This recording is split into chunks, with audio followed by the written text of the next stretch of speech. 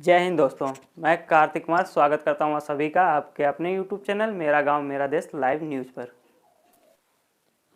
उत्तर प्रदेश में विधानसभा चुनाव संपन्न हो चुके हैं।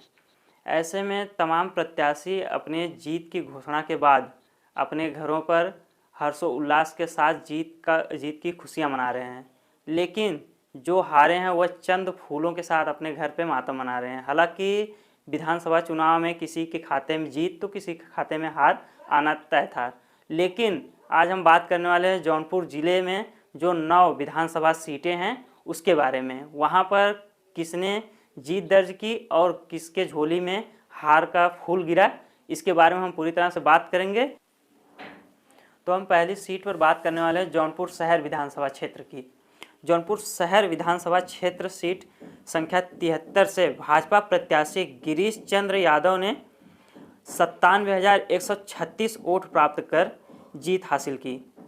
वहीं उनके करीबी रहे सपा प्रत्याशी मोहम्मद अरशद खान 88,466 मत प्राप्त कर हार का मुंह देखा या हार प्राप्त हुई उनको।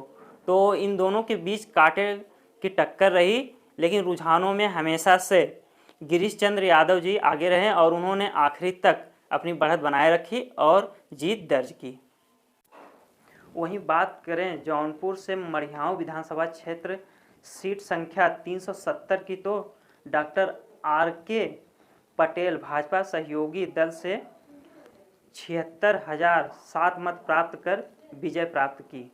उनके करीबी रहे सपा प्रत्याशी सुषमा पटेल 74,801 वोट प्राप्त कर उन्होंने हार दर्ज की।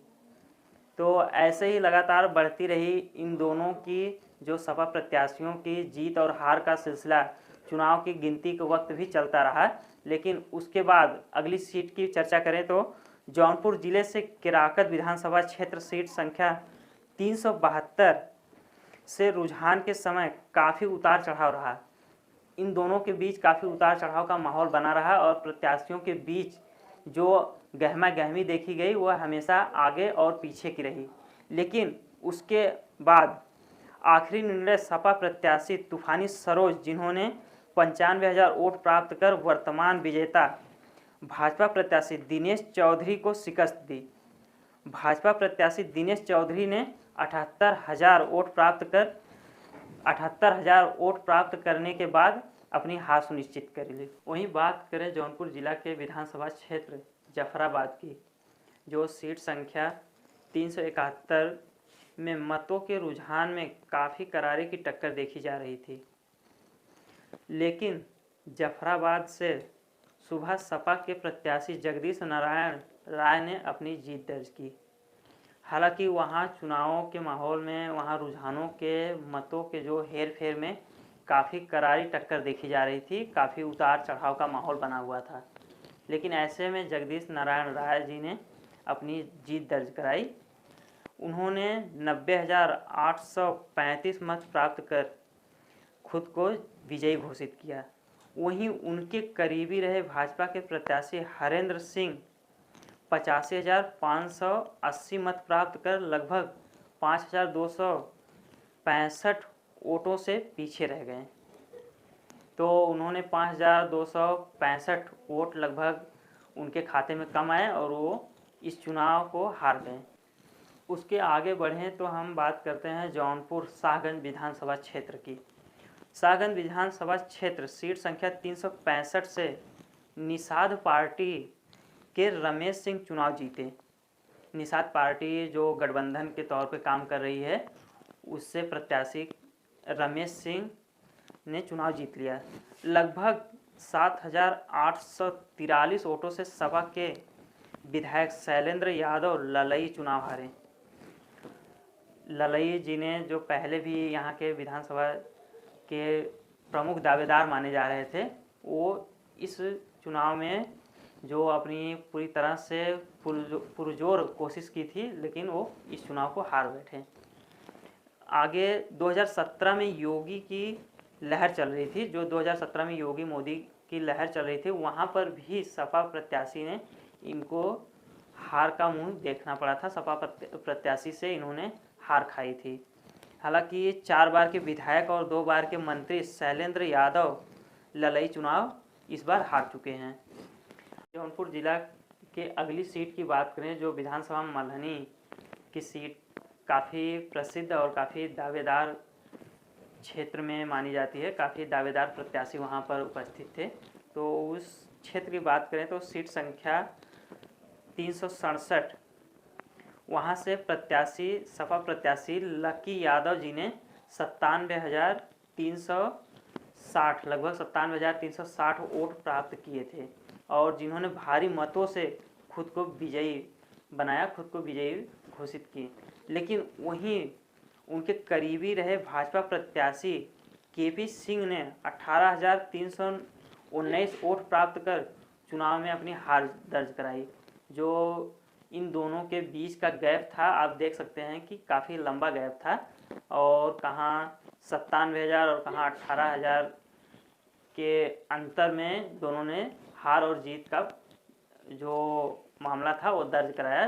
तो ऐसे में इस सीट पे जिस तरह से एक तरफा बात चल रही थी कि भाजपा अपनी पकड़ बनाए हुए है, लेकिन यहाँ पर ऐसा कुछ नहीं हुआ है। यहाँ पर सपा प्रत्याशी ने अपनी जीत दर्ज कराई, सपा प्रत्याशी लकी यादव जी ने अपनी जीत दर्ज की। उसके आगे हम बात करें जौनपुर जिले के मुगरा बादशाहपुर विधानसभा क्षेत्र सीट संख्या 368 सीट संख्या से सपा प्रत्याशी पंकज पटेल ने 92,248 मत प्राप्त कर अपनी जीत सुनिश्चित की।